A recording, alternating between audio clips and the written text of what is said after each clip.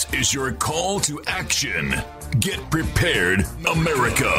Economy, survival, energy, disasters. This is USAPrepares.com.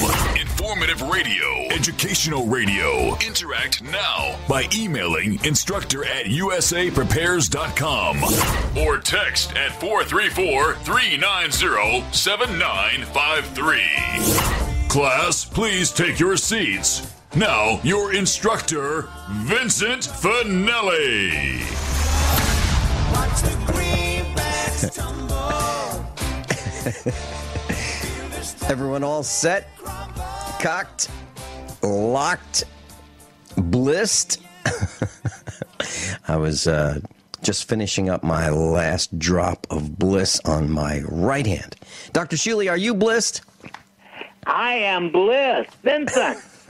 Always. Hey, what is a day without bliss? You're absolutely right. Dr. Shealy, have you gotten into any trouble this week? Well, yes, I had a very interesting one last night. Some officer appeared at my back door just before I sat down to dinner. And, you never know what they mean. And he brought me a employer or employees, whatever you call it, garnishment against wages for a person I never heard of in my life. Goes back to 8 years ago. I never knew this person then or since. And why are they sending it to me now when it has never been on my payroll? Typical government, and you know the word. Hey, Dr. Shealy, did that person go right past the Nemenha sign on your property? Uh-huh. Are you kidding? Of course. They don't pay attention to that. Did you walk him out there and say, oh, hey, listen, I want to show you something. By the way, you are individually responsible for your actions, and you have just violated a treaty with the indigenous peoples of the United States signed by President William Blythe Jefferson Clinton? No. And he wanted me to sign this thing, and I refused to sign it unless I could put down there, I never knew this person. Shut up. Yeah. So what happened? Did you sign it, or did you tell him take a hike? No, I signed it, but I put down what I thought. Yeah, I sometimes if I've got a gun to my head, I might sign under protest, under duress. And my signature is absolutely illegible. It kind of looks like, well, I won't describe it, but it's. People ask me if I'm a doctor because of my signature, because they cannot read it. Well, yeah. Dr. Shealy, I had a question for you, or actually, let's do this. Since you've mentioned the system, I decided that I want to take another stab at getting insurance at a lower rate from yet another company. So, I faxed a copy of our farm policy, with all of the buildings that are insured and our auto coverage and all the coverage that we have over to another broker agent. And a few days later, which was yesterday, I got a call from the broker, and he said, good, almost ready to give you everything you need. They had a conference call set up at their end of the call, and they said, all we need is a couple more things. We're going to need your Social Security number, and Mrs. Finelli's, and the children, and of course we'll need your birth dates, all of you. And, of course, we're going to need your driver's license numbers. And I said, really? Why is that? And he said, well, your insurance rate is figured depending on your driving record. And, of course, it's figured based on your credit report score. So I said, well, I have never had an accident. I've been driving since the early 1970s. I believe 1971. I have not had an accident ever. Mrs. Finelli has not had an accident. Our children have not had accidents. And So they wanted that additional information in order to provide an insurance quote. And I said, I don't know. This may be a showstopper. I don't know if I want to do it. Let me think about it. No, seriously. So, Dr. Shealy, my credit score will impact the rate that I would be charged for a farm policy. Unbelievable. Yeah. All of that sounds very interesting. You know, I changed this year from Farm Bureau. Now, that's the one I want to dump. That's the one I want to dump. Let me say it a different way. I had all kinds of trouble with them. I can't stand the Farm Bureau. And they were really difficult.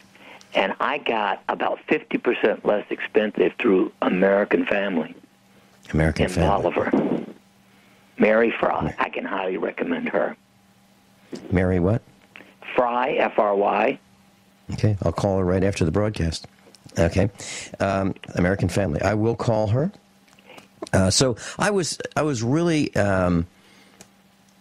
reluctant to give out that information. I said, and this guy listens to me on the radio. This broker listens to me, and I said, you kind of know what I do, so you know that I'm really not interested in doing this, right? And he said, yeah. And then we know your trouble. So then I was talking with Mrs. Finelli about another phenomenon. Now, we have contacts all over the country, and she was telling me that one of our contacts on the East Coast got an email from the Department of Labor. This person actually is one of the few who has a job, and this person got an email, actually a lot of emails from the Department of Labor saying this: no changes, don't worry, everything's fine, your premium is going to be the same. Under Obamacare, there are no changes at the present time. We will let you know if there are any changes. You're good for, keep paying your premiums. We'll let you know if anything happens next year, and just keep paying your premiums. Everything's fine. Don't make any changes. So there is an effort going forward to keep us all in our current insurance rather than dump our current insurance. So October, November, December. Now, next year is 3 months. 3 months from now. So it's not like it's not like it's next year, 12 months from now. It's right around the corner in 3 months. That's next year. So the government the Department of Labor is contacting people, telling them everything's okay, don't worry, don't worry. And, of course, everybody's worried, and companies are, even McDonald's is upset about the Obamacare impact. So I just wanted to share that with you. And, of course, Mrs. Finelli got the same kind of email from the government telling her everything is okay. So I just wanted to share that with you. Dr. Shealy, can we talk about some of the unusual cases that you have been part of in your long history as a medical doctor? Things that, strange things that people might not be aware of, that they should be aware of, and maybe possibly even avoid being in those situations. Do you have any that you'd like to share with us? Well, yeah, interestingly, we know that 80% of accidents are from, quote, carelessness, not paying proper attention to what's going on. Sure. So let me just give you a couple of examples. When I was a senior resident in neurosurgery, a man was brought in early evening. He was a fisherman. His boat was coming into dock, and somehow he leaned over and got his head caught between the dock and the boat. When he arrived in the emergency room, his head was approximately twice normal size. Wow. I had to take off the entire top of his skull to prevent his brain from, blowing up and expanding that far. The fascinating thing about it is he got well. I had to later, 3 months later, after things all healed and all the swelling's gone, I had to go back and put the skull back on. We froze it in the meantime and then put it back on, and it was reattached. He did lose his sense of smell, which is not uncommon after a major head injury. But if he had just paid a little more attention when the boat was coming to the dock, he could have avoided a phenomenal injury. Or wow. Then the Dr. young Shealy, girl. I'm sorry. Dr. Shealy, I've got to ask this. I'm sure the class really wants to know. You literally, did something like take a can opener and remove the is that what we're talking about? It's a bit more sophisticated than that, Vince. But is that the image? Well, that's right. You make a huge cut across the top of the head, pull the scalp way back down to the ears, and then essentially we have to make little things called burr holes, and then we just lost half of our audience. we connect those and saw and in his case, literally, I took off the entire top of his skull, tied the skin back together, sewed the skin back together, and he recovered. Mm-hmm. And he's fortunate, of course. Yes, absolutely. And then there was a 10-year-old girl who was brought in on a Saturday afternoon, a silage fork through her spine, right up in the neck. Her brother had thrown it out of the silo. It had catapulted across and hit her. And, again, I had to go in and, of course, clean up the thing. And it just barely touched the side of her spinal cord in the lower neck. And, it's quite a job to clean it up. But those are good cases. She recovered remarkably well. Well, so then the next question, Dr. Shealy, is if we have a puncture, let's say a pitchfork goes, let's say farming accidents are really common. Exactly. Farming is probably the most dangerous occupation that one can participate in. And, the equipment is heavy. There's lots of moving parts. And well, anyway, when we come back, can we talk about if you're impaled, do you pull it out or do you leave it in? Let's say it's something that you can be moved with, kind of like a sword going through you. What do we do? Dr. Norman Shealy, Vincent Finelli, USAPrepares.com. Class, Dr. Shealy's with us, and it's always fun to be on the air with Dr. Shealy, even though what we're discussing might make some of us a little bit squeamish. Before we go to what you suggested, I'd like to give you just one more example. Okay. This was a farmer who got his head caught in a corn shucker. And it actually took out his entire left temporal lobe. I mean, it just reached in and, right through the skull, just pulled out the left temporal lobe, came into the emergency ward, and, of course, again, a huge cleanup job. But interestingly, fortunately, these are all, gratifying cases of how well they did and the importance of modern surgery, especially in trauma cases.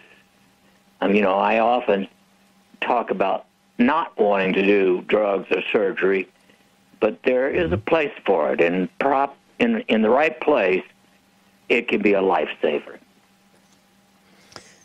You're absolutely right. Dr. Shealy, I was thinking, as we were in the break, I was thinking of some of the equipment we have on the farm. We have, let me give you an example. We have a hay mower. It's about 9 feet wide, and it has these small cutters that are about twice the length of a credit card and just a little bit narrower. And they're attached to a bolt, and they spin at a very high RPM. If anything were to go wrong, and what happens is these hay mowers will cut the hay at about 2 inches off the ground. And they cut so fast that the hay actually stays intact and falls down. So it cuts it, and it's like spaghetti just falling down behind the mower. It does not get chopped up. Now, if anything goes wrong, like one of the nuts comes off one of these bolts that holds the blade intact for these cutters, that blade is going to go flying really far. Now, if that were to impale someone, and let's say it went partially into their abdomen, would they be better off? Or let's say a pencil went through somebody's abdomen. Would they be better off pulling it out or leaving it in general? What do we do in a situation like that? What do we look at? A thing like the pencil, I would leave and let the surgeons take care of it. Mm-hmm. That blade, if it's not bleeding profusely, I would, and it's not so heavy that it's going to cut worse by picking them up, I would consider leaving it intact. But on the other hand, the weight of something like that is such that it might be best to pull it out very gently. But if it causes pain, you just do the best you can until the emergency room people get there and let them handle it. Yeah. That is a place for emergency techs, and they are wonderful also. Dr. Shealy, when you are in one of these trauma situations where you had to remove part of that man's skull because of the swelling in the brain bucket, do you find that some of the personnel that are in the room assisting you might faint? No. I think by the time people get to that stage of actually, being in surgery, they've already overcome that kind of, fear, anxiety, whatever it is. Fortunately, I've never been sensitive to that kind of thing. In fact, the worse the situation, the calmer I get. Mm-hmm. That's quite remarkable because, as you're describing some of these scenarios, really traumatic injuries, it's remarkable. Dr. Shealy, have you ever been involved with someone who had to have a limb cut off and making that decision with that person? Yes. Fortunately, interestingly, I have not had to do that myself, but way back in the 60s, there was a man who had severe diabetes, and he was so ill that he couldn't be put to sleep to have his leg cut off. And I actually used electrical stimulation on the nerves above the knee to make his lower leg numb enough that the surgeons could take it off. Wow. Are we saying that this man was awake during this whole thing? Oh, absolutely. Hey, I've operated on people. I've done spinal surgery on people totally awake. I've done brain surgery on people totally awake using only an electrical current to numb the area. Well, quite nice. They bleed less. Dr. Shealy's with us. NormShealy.com, class. If you'd like to get Dr. Shealy's complimentary newsletter, no salesman will call, no charge, no hidden agenda. NormShealy.com. NormShealy.com. Dr. Norman Shealy is a brain surgeon, medical doctor of many, many, many, many years. Surgeon of the Year, author, broadcaster, farmer, Native American medicine man. Dr. Shealy, you were talking about operating on a person while awake using electrical stimulation at the nerve to either reduce or eliminate the pain. Are there operations that must be performed while the person is awake? There are a few that are better done that way because you need to ask the patient whether everything is okay. You want, with certain nerve surgery, you want to be sure you're not, damaging the wrong nerve. Mm-hmm.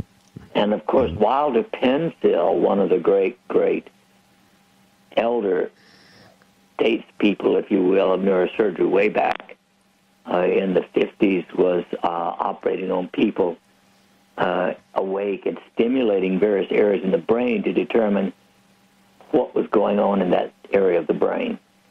Mm-hmm. Dr. Shealy, have we become better at surgery with modern medicine in the since the 1960s and 1950s, or not? Oh, yes. no question, many of the greatest advances of medicine over the last half century are in surgery rather than with drugs. Mm-hmm. Okay. We know, Dr. Shealy, we know someone who has a lump in her breast. And she's a middle-aged woman, and she's discovered this lump in her breast. And I was talking with her over the last couple of days, including yesterday. And I didn't ask any personal questions, but she would like to talk with you. So if that's okay, I'd like to share that with you after the broadcast. But here's the question. When a person has a breast lump, a female, if they have a biopsy, is that done with a needle to extract fluid or tissue to see and then further test that? Is that how that's done? Well, it can be. Personally, I'm not a big, biopsy of a lump. I think taking the lump out, personally, it's simpler, safer, less likely to spread it if it is cancer. So if it's a removable lump, why not just take it out rather than muck it up? Mm-hmm. Now, if let's say there is a surgery, and let's say just for descriptive purposes, let's say it's the size of a sugar cube. I'm sorry, of a which?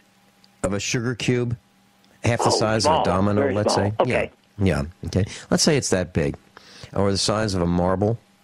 No problem. If that's removed, is there, when the knife goes through that tissue to cut it out, is it possible that part of that tissue could remain on the knife and be carried to another portion of the breast and have it spread again? Is that a concern, or are there precautions taken against that, or is that not a concern?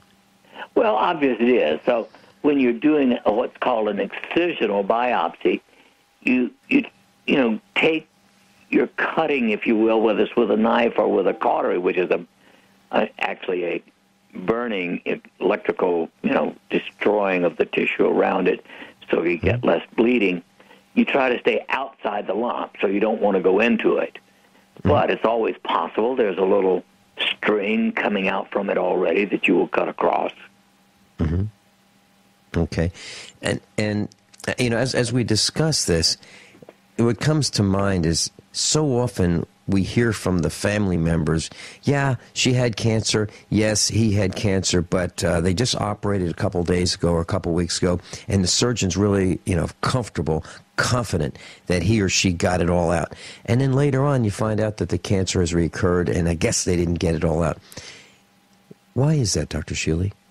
Well, let's face it, cancer starts microscopically, and, there's just no way to see the tiny little, very microscopic extensions coming out of a cancer. Mm-hmm.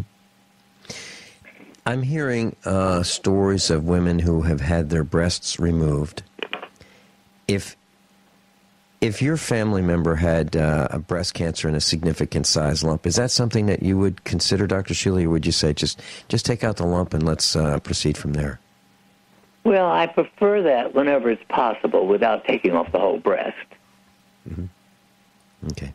And this idea of electively removing a breast on the opposite side because you've had it on one side, wow. Okay, and then since we're talking about that, how about women who have their breasts removed, and there have been some with recognizable names, in Hollywood, who've had breasts removed because their mother had breast cancer. So, well, if her mother had it, well, maybe I'm going to get it, so I'll have my breasts removed and just prevent the whole thing. Well, there are certain genetic markers which give you a very high chance that you could develop cancer. Hello? Yes, I'm here. But without that marker, which is a very, very small percentage of women, I certainly would not do it electively. Okay. So then, obviously, the next part of this discussion is, what do we do to minimize our chances of getting cancer? Since so many families, Dr. Shealy, I don't know a single family, not one, that can say, our family is cancer-free. No uncles, no aunts, my grandparents, nobody had it. I don't know a single family that can say that. Well, I think it's critically important to keep your immune system strong. So at the top of my list is avoiding sugar. Sugar is not a food. It's a toxic poison. You're talking about cane sugar. I'm sorry, cane. Well, I'm talking about cane or beet, table sugar. Right, okay. We haven't had any in our house in 43 years. Don't buy it. Number two, don't buy any food that is in a package with several other things listed on it. In other words, 90% of the time or better, if it's got more than a basic food off the farm and maybe some salt, it's no longer real food. It's been, quote, processed. And okay. Number three, unless you live on a farm like yours, a minimum 30 miles or more away from a significant-sized city, and raise 100% of your food, you need supplements. Okay. And what supplements, Dr. Shealy? Well, of course, I think that the basic ones are vitamin C, 2,000 milligrams a day, methylsulfonomethane, 1,000 milligrams a day, astaxanthin, 4 to 10 milligrams a day, and tocotrienols, 100 milligrams a day. For most people, that's probably adequate. But then there's one other huge one, and even if you live on a farm, you probably need, and raise your food, you probably need this, and that's magnesium lotion. Because magnesium is so deficient in the soils. I'm positive that you give your cattle magnesium supplements. As a matter of fact, I'm one of the few farmers who does. We can, they all need salt, but I give my cows magnesium supplements. They have them every day, and we check on them to make sure that the supplements are there, and they can have as much as they want. Yeah, a licking box. And they're smart.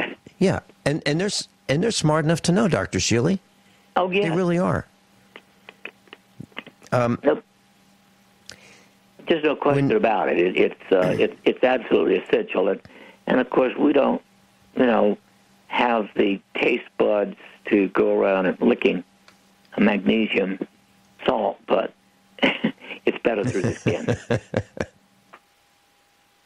Dr. Shealy, one of our favorite topics to discuss is electromagnetic radiation, and we put a post on the website this morning, and it goes like this: cell phone injuries are on the rise, and it goes to say that people who are using their cell phones become unaware of their surroundings. People just this week, this bright young man who, in my opinion, is one of the nicest young, promising 22-year-olds that I know, got stopped for speeding because he was talking on his cell phone. He's lucky that's all he got. Yeah. Well, here's where I'm going with this. There are stories of guys in the city talking on their cell phones, walking directly into a fire hydrant. It's hard to believe, And how about into a car moving down the street? I'm sure happens too. Yeah, and crossing city street, getting run over. But I was in Sam's Club, And there was a woman in front of me at the checkout. She was on her cell phone, and she's, kind of looking around, and she's talking about, I don't really know because I wasn't paying attention, but it was obvious that she was just chattering, nothing important, donuts and things like that. She was in front of me in line, had no idea what was going on through the checkout. It's as rude as possible to everyone around her. Mm-hmm. And I'll tell you what happened. We come back on the other side of this break with this woman who was in line in front of me at the checkout at Sam's Club, talking on her cell phone, totally unaware of her surroundings. Dr. Norman Shealy, Vincent Finelli, USAPrepares.com. Dr. Norman Shealy's with us in the classroom today. And Dr. Shealy, I was telling a story about being in the checkout line at Sam's Club in Springfield, Missouri, and there was a woman in front of me, middle-aged, and she was talking on the cell phone, totally unaware of what she was doing. I mean, she's looking around, and the clerk is checking out her items, and she ultimately, it's like, I need your credit card and that kind of stuff. So finally, she gets through that, then pushes her cart through the exit where she's inspected, detected, and approved, so she can go on her way. And she goes to her car. And the reason I know all this is because I was behind her and my car was near hers. So she gets her stuff in her car. She had fewer items than I did. So she then drove off to the gas pumps at Sam's, and she's putting fuel in her car. So all the while on the phone, talking, loading her car, driving over to the gas pumps, totally unaware, pumping gas, looking around, totally unaware of all her surroundings. I believe that as we see more and more cell phone use, we're going to see more and more accidents and more stupid behavior where people aren't paying attention. I really believe that talking on a cell phone seems to confuse the person, where minutes go by driving and they're totally unaware that they just drove a couple miles or more. It's been shown that talking on a cell phone while you're driving is extremely dangerous. I mean, unbelievably dangerous. And you're absolutely right.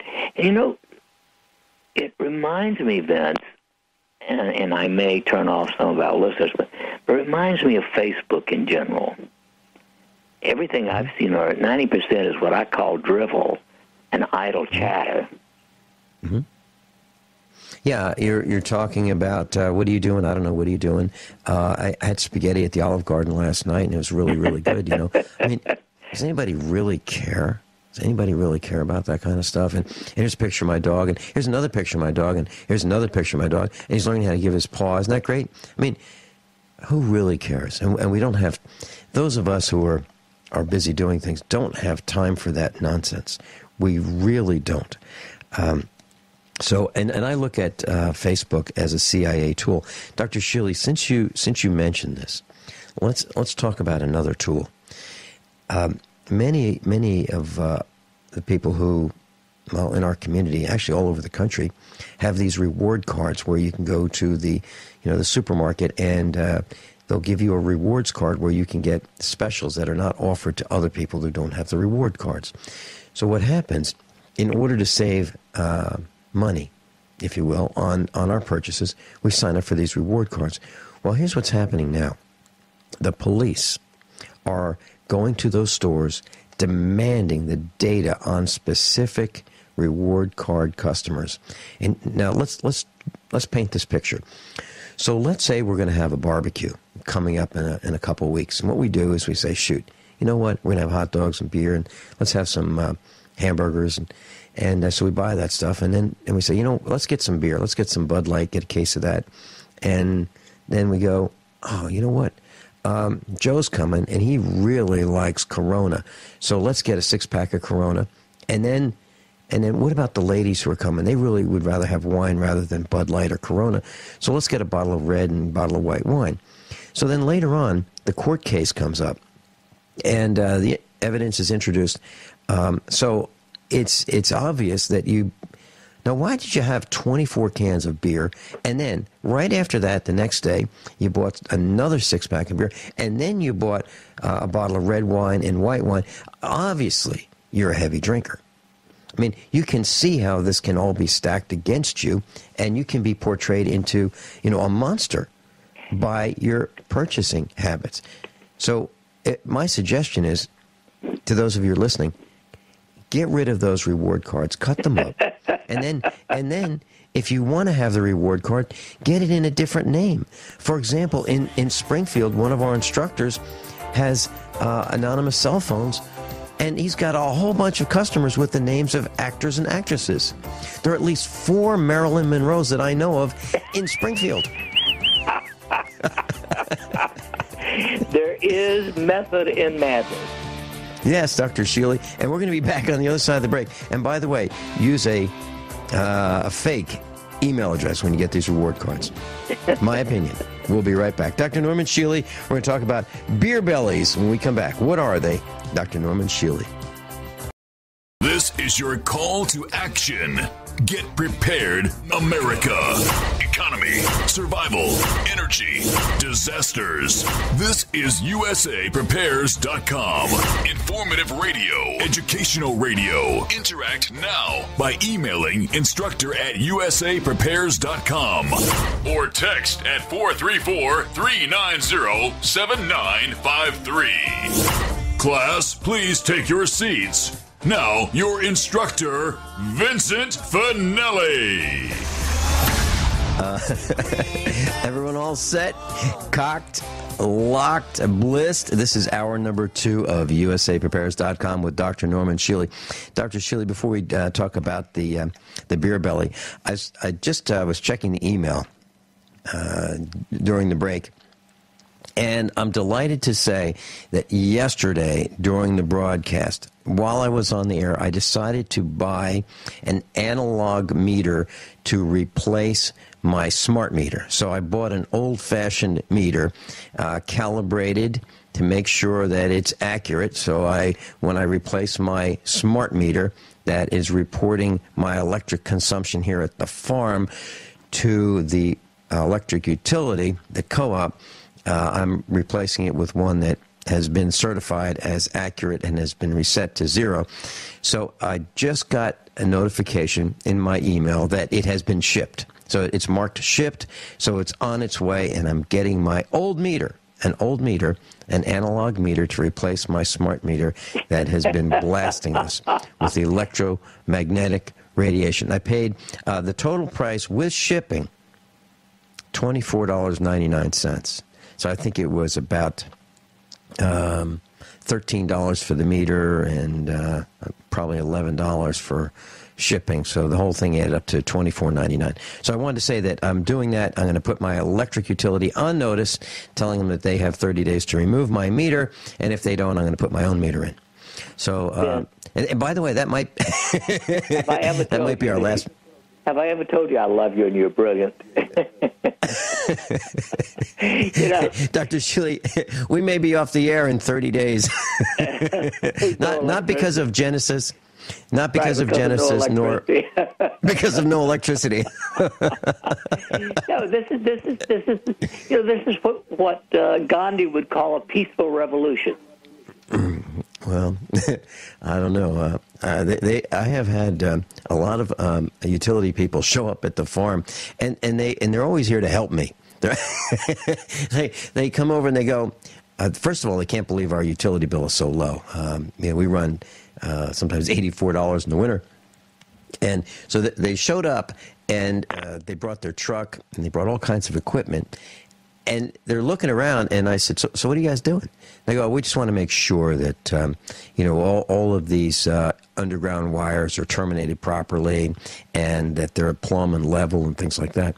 So, but they never fix them. I think Dr. Shealy, I think they're trying to figure out if I have hot wired the meter so that I'm stealing electricity, and they can't figure it out because I'm not doing any of that stuff. You hear about that in New York City where people hot wire their meters and steal electricity, but that's not the case. The case is that we have a really well insulated house. We're thrifty. We don't waste electricity. We don't leave items on that don't need to be on. We unplug and disconnect.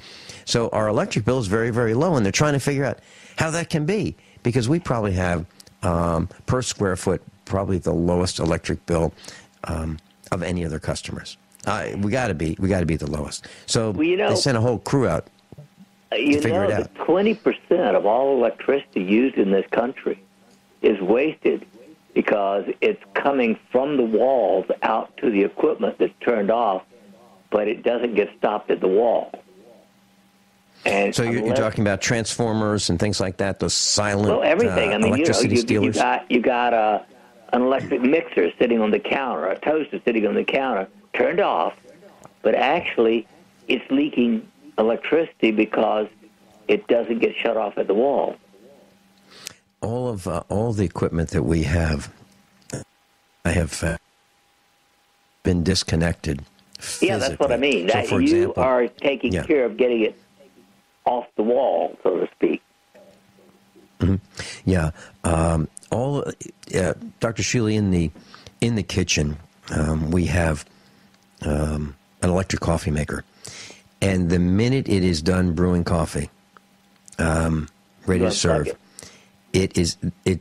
And so if there are any computer devices, I don't think that particular device has one, but any devices like the Mrs. Finelli has a programmable bread maker that is unplugged. It doesn't sit plugged into the wall.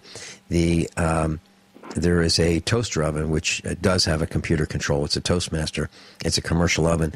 That is unplugged. Everything that we have is unplugged or disconnected with a switch, including the stereo system that we have that runs from the satellite receiver to pick up Genesis Communications Network or some of the local broadcasts in our area. That's all disconnected if we're not using it physically by a switch that is external to the equipment. So what I'm saying is we have a power tap with multiple outlets in it that's plugged into the wall, and then all of the equipment like the VCR, the satellite receiver for radio, and the television screen that's attached to the VCR, those are all connected to a switch that physically turns off the power. So there is no leakage, no silent stealing of electricity at our farm. I think you've just hit on one of the most important be prepared things. You save 20% of electricity just by doing that. Oh, absolutely. And that's why our electric bill is $84. And that's why those guys that showed up with their bucket truck, that with the with the bucket on it, I mean, they showed up with a very expensive truck. Well, I would say it's well over $100,000, maybe $150,000, with all kinds of detection and inspection equipment. And they're trying to figure out exactly what in the heck I'm doing to produce such a low electric bill.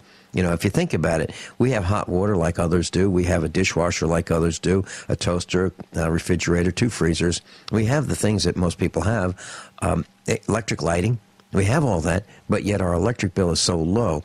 And that's because we don't want electricity running through devices for 2 reasons. 1, we don't want the electromagnetic radiation. And 2, we don't want to pay for things needlessly that we're not using. So you're absolutely right. And everybody can do it. It's really simple. Just unplug that stuff. If you look, here, Dr. Shealy, you're very concerned about electromagnetic radiation, and so am I. So here's the point. If you have a television, and your television is plugged in, and you have a remote control on your sofa, and you sit down on the sofa or your easy chair, and you hit that remote control, and you hit the on button, and you turn your TV on remotely, class, your TV is on. It's on already. It has to be on already to receive that signal from the remote control. It's on already. It's just not on 100%. But there is circuitry running, and that means that if you have a power consumption device, whether it be a TV, a radio, or whatever it is, if you have a device consuming power through your wiring of your house, you are electrically transmitting electromagnetic radiation from the wires in your wall and from that device. Now, if you don't have a power device plugged in, turned on, consuming electricity, you don't have the electromagnetic radiation coming from that circuit in your walls. It's as simple as that. So turn them off, unplug them. Yeah, it's really true, Dr. Shealy. So that's what we do. So now, let's talk about beer bellies. Well, beer bellies are the same as wheat bellies. Most beer has wheat base. Okay. And wheat is one of the great great contributors to a belly. A big, fat, sloppy, health-demoting beer belly. Uh-huh. Okay, so is it the wheat that causes it? Is it the bulk? Is it that some people don't stop at one container of beer, like a can or a bottle, and they have one, and the next, and the next? Is it because they're up to 36 ounces? And it's just it's a combination of calories, and sensitivity wheat.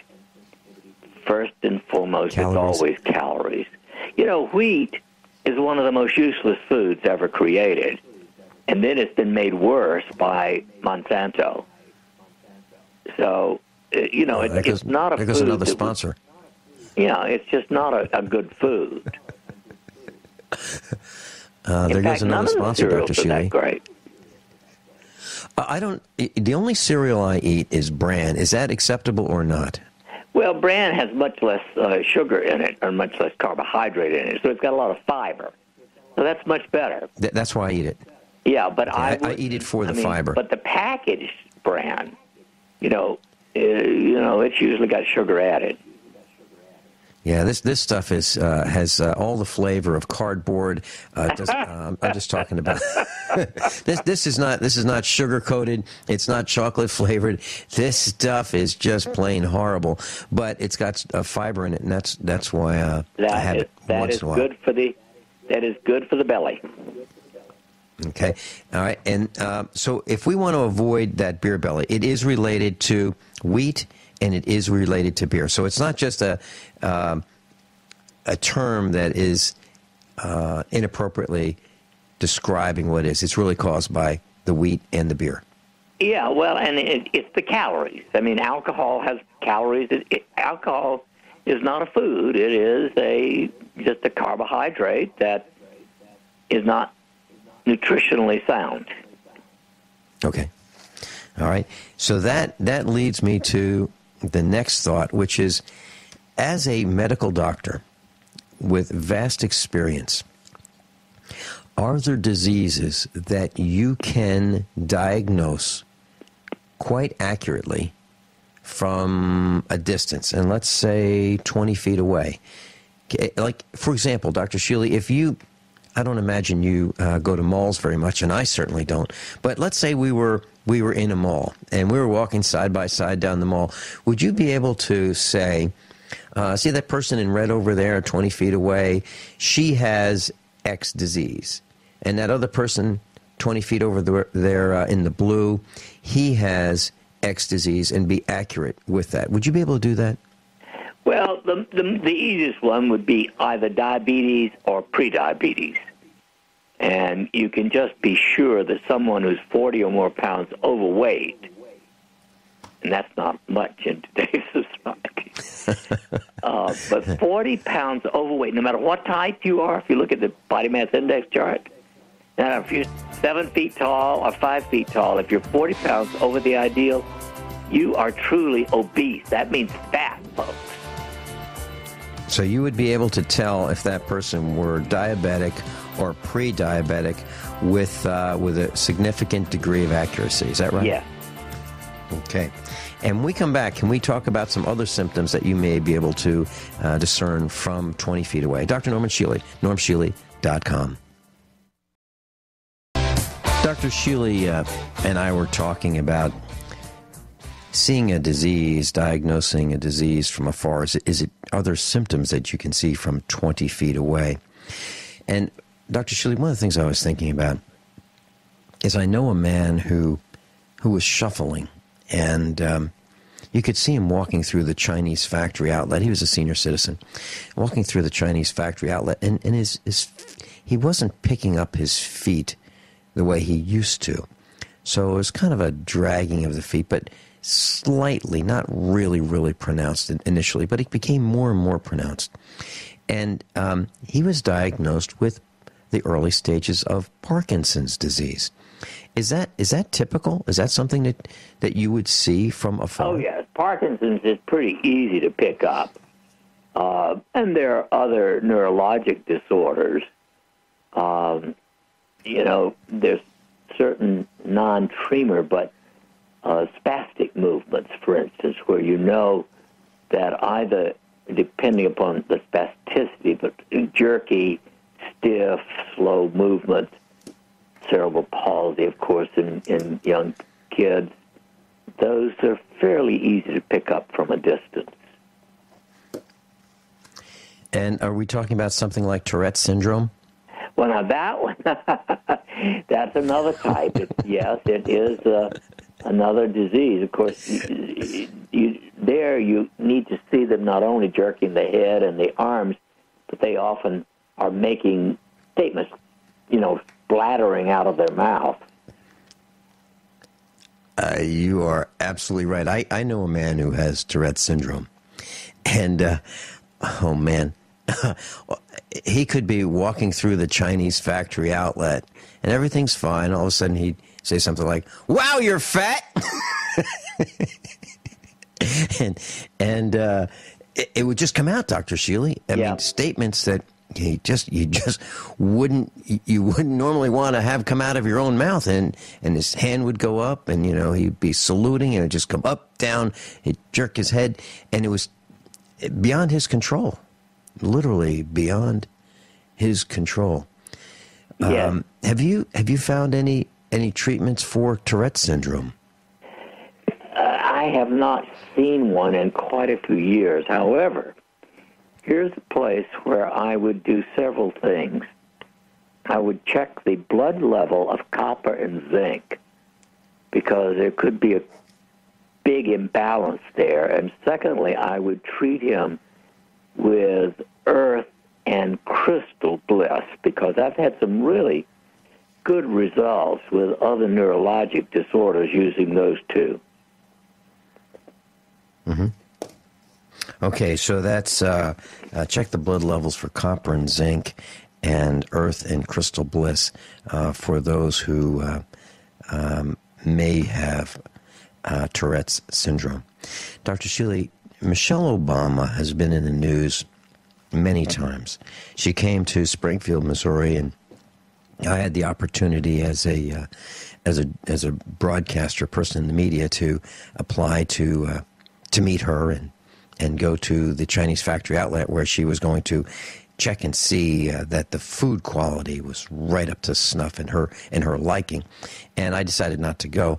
But that brings my attention to an article I saw on the internet last night. And she is a proponent of drinking more water. Now, on the surface, that sounds great, yes, right? but she's drinking city water. Right, and that's exactly where I'm going. So, drinking more water, good idea, right, Dr. Shealy? But we've got... Okay, let's talk about that. What could happen, Dr. Shealy, if we dramatically increase our consumption of city water? Well, you're going to get more fluoride poison, and then the chlorine is not good for you. Way back in the early part of the last century, before water was chlorinated, coronary artery disease was rare. It was almost a reportable disease. So the first major increase in the frequency of coronary artery disease came somehow as a reaction to suddenly drinking so much chlorine. I don't know. But at least it's just one of the little facts. So I would say it could increase coronary artery disease. It could definitely increase big problems with your bones and your brain. But other than that, maybe not so bad. Coronary artery. Here we are talking about fluoride in the water. Dr. Shealy, if we consume more water with more fluoride, it's obvious that we're going to lower our IQs, and we're going to have we're going to be more predisposed to diseases and so forth. But I wanted to share this with you. I bought a suburban property that had like a city municipal water supply, and this property is this single-family house was built in 1944 through 1945, the end of World War II. And unusual as it may be, the house had the plumbing for the water supply to the faucets in the bathroom and the shower and in the kitchen was made of brass, not iron, not galvanized iron pipe, but brass, literally brass, the same stuff that might cost $15 a foot today. I mean, really, really expensive plumbing. And it was there when I bought the house. I didn't buy the house because of it, and I thought, wow, this is very unusual. And I was very concerned because of the lead in the brass. But anyway, the chlorine in the water is so aggressive, even to the brass plumbing, that it literally corroded the pipes from the inside. Now, these are thick-walled pipes, probably 3 or 4 times thicker than copper plumbing, that you solder together. Really thick, and it would literally drill holes from the inside of the pipes through the outside and make them porous. So I wanted to share that when you were talking about coronary artery disease. This is what it did to brass pipes. Well, pour a little Clorox on something and see what happens.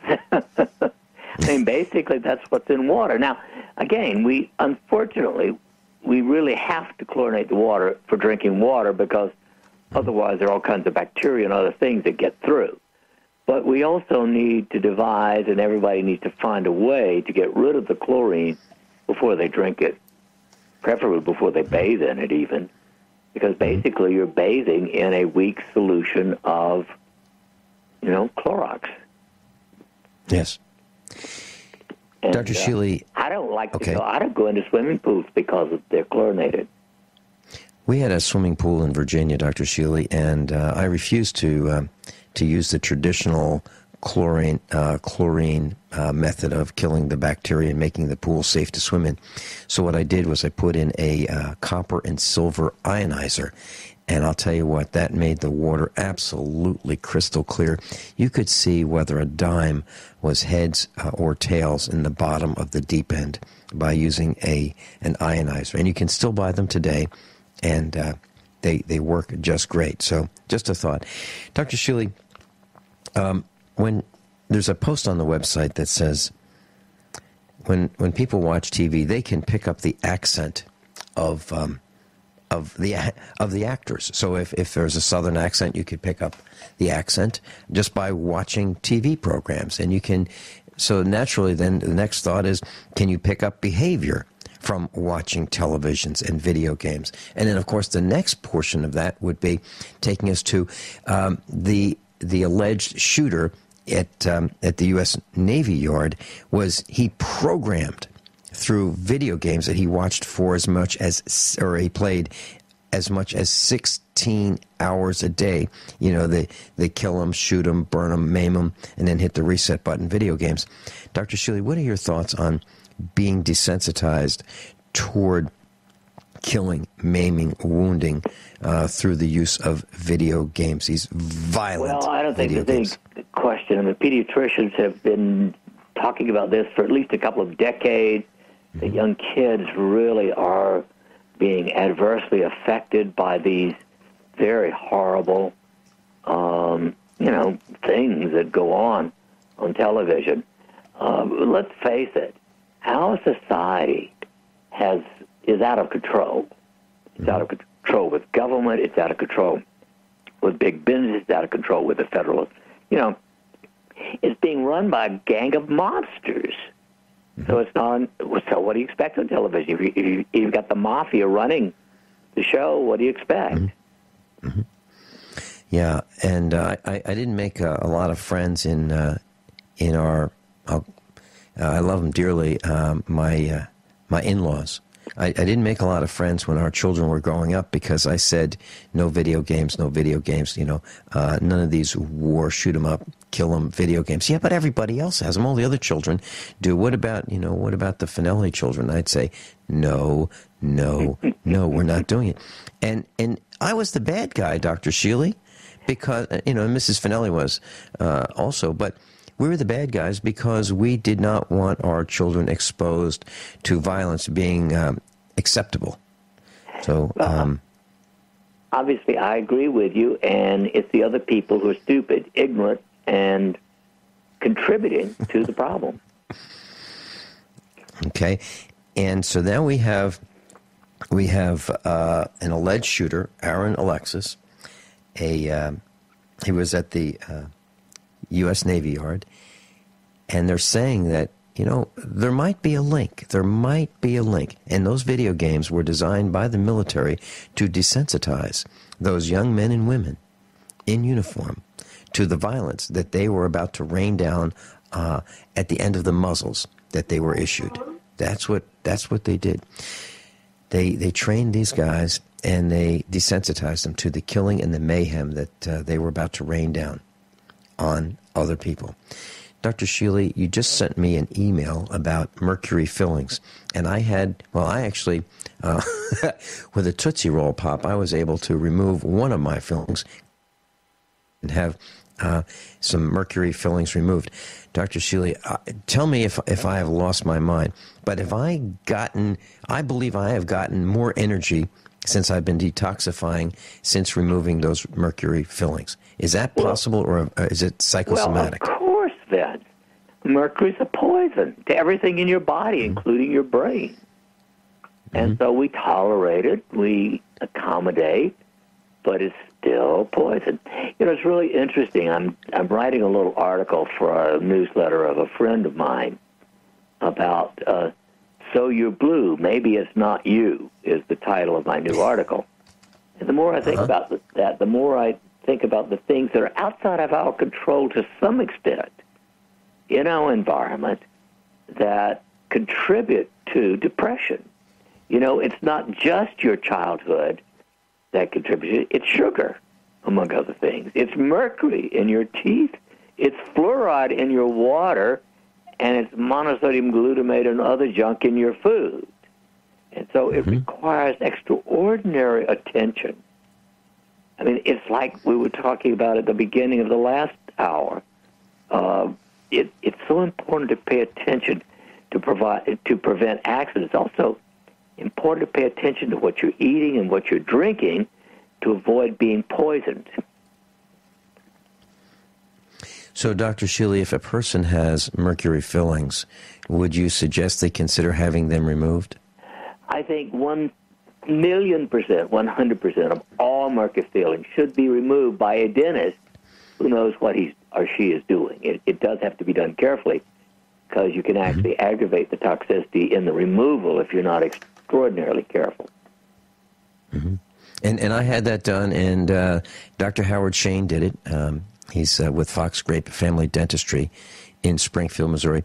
And when we have an expo class, Dr. Howard Shayne is the chief operations officer. He takes that role. He volunteers to take that role at the Get Prepared Expo, and he runs the expo while I'm in seminars and on stage and those kinds of things. And so I broke this tooth, and he stopped everything he was doing, saw me on a Sunday, not because of my connection to him, not because we're buddies, but that's what he does. I mean, he will take care of an emergency on his weekend. I mean, that's the kind of guy he is. I've seen him at our farm many times. He hangs out at our farm a lot, and we do stuff together. And he will receive a phone call, and he'll say, okay, that was the office. I got to go. A child was hurt and, smashed her face, and I have to take care of her dental emergencies. And he'll just take off and drive 60, 50 miles into Springfield and go to his office and work on it right then and there. So he's that kind of guy. But that's where I had mine done. And you can find him on the website. Well, that's what my professor of medicine called a real doctor. Yeah, I mean, he seriously, we've been in the car many times going to an event, and that phone will ring, and he'll say, I got to go back to the farm, pick up my car, I got to go into Springfield, and I have to, I've got an emergency. And so he would, he didn't say, oh, geez. There was nothing like that. He was glad to do it, and it ruined the plans, whatever they were. That stopped right then and there, and back to the farm we went, or he would take off from the farm and go right in to Springfield and take care of emergencies. And I've seen this over a period of years. It happens all the time. Phone rings, and I wonder if we're going to end up doing what we originally decided to do, or whether he'd have to leave. And a couple minutes later, I'd know the answer. But that's the kind of dentist Dr. Howard Shayne So, Dr. Shealy, you're very concerned about the mercury. What would you say some of the symptoms of mercury toxicity or mercury poisoning in the body are from your perspective as a medical doctor? Well, what have you seen? They're often subtle. Certainly if you get any pain, unusual, odd pain that doesn't seem to have any origin anywhere in your head and face, that's one possibility. But probably the most important overall is a weakness of the immune system. And that's not easy to pick up, you know. If you keep getting frequent infections, you have loss of energy. There's no question there's an increased risk of cancer of all kinds. There are many, many different subtle and slowly progressive. You know, poison is of this kind is slow. It's not something that happens very rapidly, but it's there. And I had all of my silver fillings removed 32 plus years ago. Mm-hmm. You were on the forefront of that because that, if I remember correctly, that's about when the information was coming out that, you know, we are poisoning ourselves with our mercury fillings. Dr. Shealy, when we come back, can we talk about many of us have lost the desire to fight. We've become inclined to tolerate the oppressions against us. Can we talk about that when we come back? Why that has happened? And Dr. Shealy, I was talking with someone who wanted to promote an event in Springfield, Missouri, and the call went something like this. Well, you know, we're working with these other guys, and they really aren't sure what they want to do, and we need to work together. And I said, hold it. We're going to have an event in Springfield, and we're going to alert people to what is really happening to us. And if the other guys can't get their act together, we'll just do it without them. Okay, we'll just have the event. And it's, well, you know, we don't want to make enemies, and we want to get along with everybody. And I'm thinking, what has happened to the testosterone that men used to have? And if there's an important event and we can't figure out what we're going to do, and we have, Dr. Shealy, we've lost our ability to fight. What is it? What's going on? Well, partly, of course, it's fluoride, and partly it's estrogen. There are huge amounts of estrogenic products all around us, pesticides, herbicides, dish detergents, plastics of all kinds. So certainly, maybe that's it. Maybe what we need to spray in Congress is testosterone. Because they sure don't seem to have any. Well, you're right. They look at legislation. They say, you know what, I'm going to go along with everybody else, and even though it might be bad, but yeah, who cares? They just don't have the desire to fight. Here's something that I experienced. I couldn't believe, and I'm seeing more of this. And actually, I think it's alarming, the rate of this that I'm seeing. Here's what it is, Dr. Shealy. People are saying, you know, we've got chemtrails, we've got fluoride, we have electromagnetic radiation, we have food additives, we have pesticides, we have genetically modified foods. We're being spied on with our emails, our tweets, our cell phone calls, our landline calls. We're losing our freedoms every day. It's too much to think about. I can't deal with all these things. So people are saying they can't handle it. They can't handle it. It's just too stressful. So they're not even going to think about it. Is that the same? Is that the same cause? Is it the estrogen? Is it the fluoride? Or have we become weak as a species now, where we cannot deal with multiple threats at the same time? All of the above. And it's been a gradual process for the last 60 years. Dr. Shealy, are you seeing it also? Politeness. Are you seeing this also, Dr. Shealy? You know, Vince, I'm going to have to run in another room. The rain has started here so hard, I can't hear in my office. Okay. Well, go ahead and do that. And are you going to be with us, or do you have to run right now? Oh, yeah, I'll be with you. Just let me get out of this noise. Okay. So what I was talking about with or mentioning with Dr. Shealy is I'm meeting people who are saying that they are so overwhelmed with the number of events that are happening in our lives that they cannot deal with it. Literally, what they're doing is they are raising, during these discussions about these events that are happening, they are literally raising their hands, backing away, and saying, I can't deal with it. It's too stressful. I'm not going to think about it. Sorry, we're getting a great rain, and I'm not complaining about it, but I couldn't hear out there. Yeah, what I'm saying, Dr. Shealy, is people are literally, when they're in discussions with me and others, even at meetups, they're raising their hands saying, I can't deal with it. It's overwhelming. I cannot mentally wrap my head around all these problems. So, as a result, I refuse to think about it. I refuse to deal with it. That's what they're telling me. They need air. And Dr. Shealy, as a farmer, you and I and other farmers are dealing with life and death, multiple threats all day, 24 hours a day, every day of the year. It's never ending, and we are able to cope with this. And enjoying it.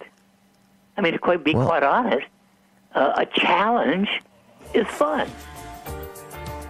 Well, you're absolutely right. We're surrounded. We can attack in any direction because we're surrounded. And yes, we do enjoy it. Dr. Norman Shealy, thanks so much for being with us.